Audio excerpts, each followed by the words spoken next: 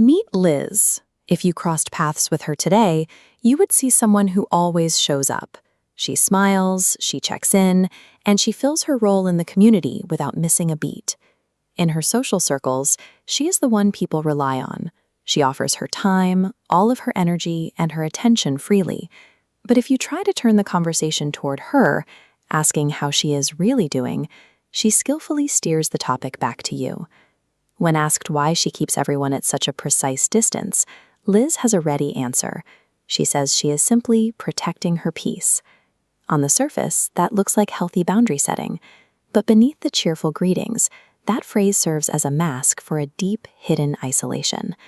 When the day ends and she is finally alone, the vibrant persona disappears. The silence of her apartment is the exact opposite of the lively energy she projects. This creates a problem. If these boundaries are actually bringing her peace, we have to ask why she feels so lonely. To find the answer, we can look at the difference between being guarded and being hidden.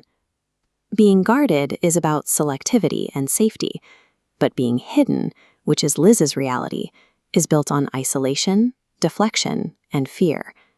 To understand why she is hiding from connection, we have to look at the environment where she first learned that being seen was dangerous.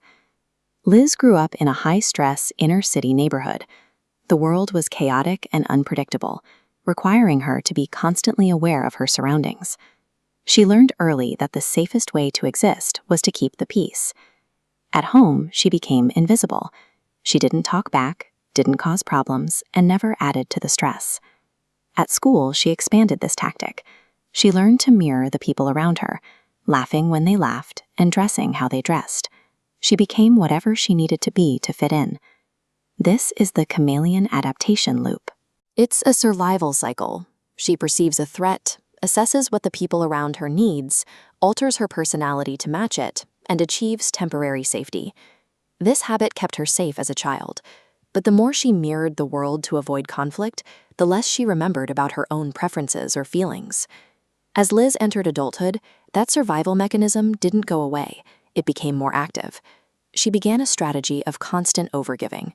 She poured everything she had into others, her time, her energy, her attention, and her loyalty, even when it wasn't returned. She treated her loyalty as a down payment. She believed stacking time and energy on her side of the scale obligated people to stay. But the equation failed. People took what she offered, giving nothing back. After enough cycles of being drained and left behind, Liz made a change. She stopped being open, locking the real version of herself away. She decided that a quiet, predictable distance was better than the risk of being used again. Today, that history defines how Liz handles the present. When we see her sitting alone, we're seeing the result of those past betrayals. She still wants connection, but every time someone tries to get close to her, she feels an intense, sudden internal pushback. It is like a nervous system emergency brake. Her body overrides her desire for a friend or a partner because it remembers the pain of being let down. Keeping conversations at a surface level isn't a personality quirk. It is an active, exhausting defense mechanism that she uses to keep the world at bay.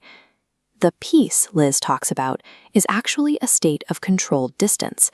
She is living in the aftermath of her past, guarding the wounds she never let heal. This version of peace is a form of protection, but it's protection for her pain, not her well-being. By building a wall that keeps disappointment out, she has also ensured that nothing meaningful can get in. The very thing that keeps her safe is the thing that keeps her lonely. Recovery for Liz isn't about finding a better way to hide. It's about finding the courage to step out from behind the wall and risk being seen as she actually is.